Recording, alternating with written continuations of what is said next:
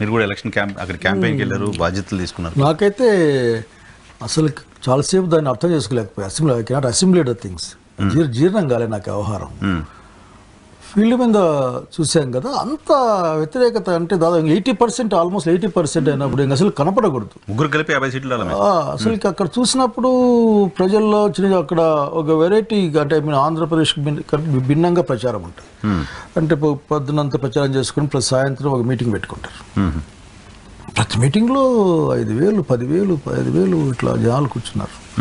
So నేను సరే tough fight ఉంది అనుకున్నాను, కానీ ఇట్లా ఏదో ఒక స్లైడ్ అట్లాంటిది ఏం లేదు, నాకు కనిపించలే. బట్ చివరి ఫలితాలు చూసిన తర్వాత మాత్రం మై డిసప్పాయింటెడ్. అసలుకి సమ్వేర్ వేరే లింక్ ఈజ్ మిస్సింగ్ అని అనుకుంటా ఉన్నా నేను. ప్రజలు వ్యతిరేకంగా లేరు నాకు స్పష్టమైన ఆలోచన నాకుంది అక్కడ. కాబట్టి ఈ ఎలక్షన్ ప్రాసెస్ని, ఎలక్షన్లని అర్థం చేసుకునే ప్రయత్నం చేయాలా, అర్థం కాకపోతే క్లారిటీ తెచ్చుకునే ప్రయత్నం అన్నా చేయాలి. కాదు సార్, ఇప్పుడు జనరల్గా ప్రభుత్వాలని, అధికారంలో ఉన్న ప్రభుత్వానికి వ్యతిరేకంగా ఎంతో కొంత వ్యతిరేకత ఉంటుంది.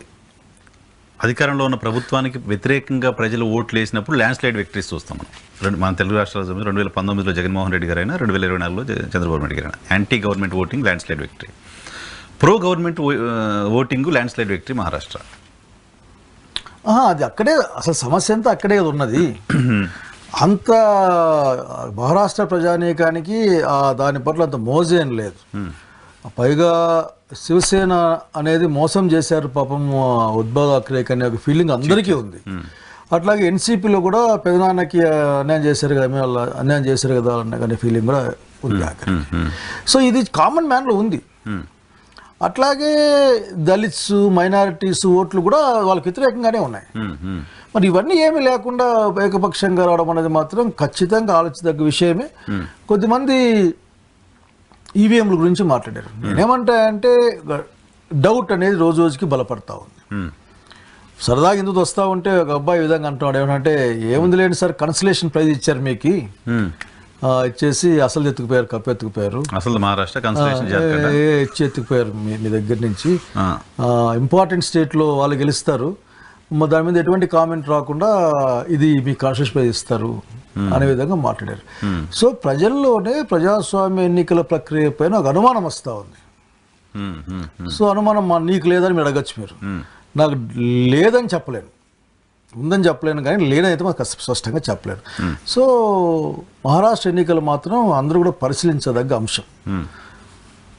నిజంగా మీరు చెప్పినట్లు అధికార పార్టీకి ఆ విధంగా ఇచ్చిన చరిత్ర లేదు. ఆఖరికి అక్కడ స్టెబిలిటీ లేదు, పార్టీలు చీలిపోయాయి, మారిపోయారు, ప్రజలు వ్యతిరేకంగా ఉన్నారు.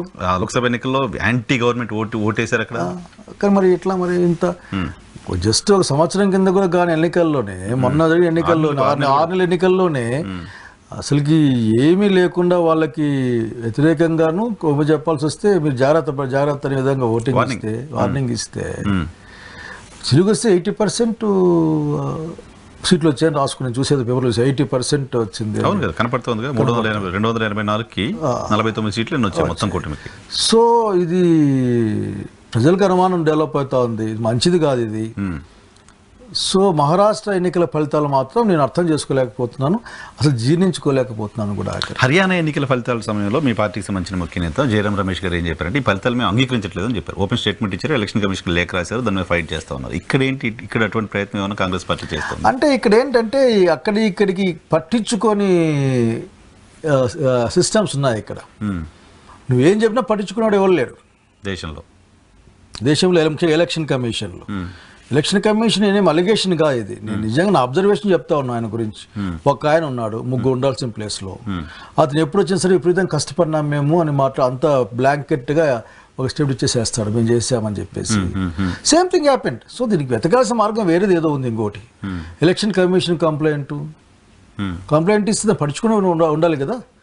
హర్యానా ఎలక్షన్స్లో ఆఖరికి అత్యంత స్పష్టంగా అసలు ఇది పెద్ద పారాడాక్స్, ఇది పెద్ద తమాషా విషయం కూడా. ప్రజాస్వామ్యంలో క్రూరమైన తమాషా ఇది. హర్యానాలో కాంగ్రెస్ పార్టీ గెలుస్తుంది అని చెప్పేసి ఎగ్జిట్ పోల్ రిజల్ట్స్ వస్తాయి, కానీ అక్కడ ఆ రోజు జరిగే ఎన్నికల్లో పెద్ద స్టేట్ కాబట్టి అది బీజేపీ గెలుచుకుంటుంది. ఇక్కడేమో ఎగ్జిట్ పోల్స్లో బీజేపీ గెలుచుని వస్తుంది, ఇక్కడ బీజేపీనే గెలుస్తుంది. సో ఈ మాట మాట్లాడినాడు కూడా అందరూ మాట్లాడుకునే మాట కూడా ఏంటంటే బీజేపీలు ప్రిపేర్ చేస్తారు మెంటల్గా మిమ్మల్ని అందరినీ ఓడిపోవడానికి. అసలుకి ఎందుకంటే మేము గెలుస్తున్నామని. ఎగ్జిట్ పోల్స్ నమ్మబాకండి అని చెప్పిన బీజేపీ మరి ఇక్కడ ఎగ్జిట్ పోల్ నమ్మండి అని చెప్తుంది ఆఖరికి. సో దీన్ని మీరు సీరియస్ తీసుకోవాలనే అంశం మాత్రం ఒత్తిడి ఎక్కువైంది. ప్రజల దగ్గర నుంచి మీరు ఎందుకు మాట్లాడరు, మీరు ఎందుకు ఈవీఎంలను క్వశ్చన్ చేయరు అనే విధంగా మొదలైంది. But it won't stop. డెఫినెట్గా మహారాష్ట్ర ఎన్నికలు అంగీకరించకపోవడం ఎవడు అడిగేవాడు ఉంటే కదా, every is there to give answer. స్వయంగా ప్రధానమంత్రి పోయేసేసి పార్టీ ఆఫీసులో వేడుకలు చేసుకోవచ్చు, చూసాం కదా. సో మహారాష్ట్ర ఎన్నికలు ఆశ్చర్యం కాదు, భయాన్ని కలిగి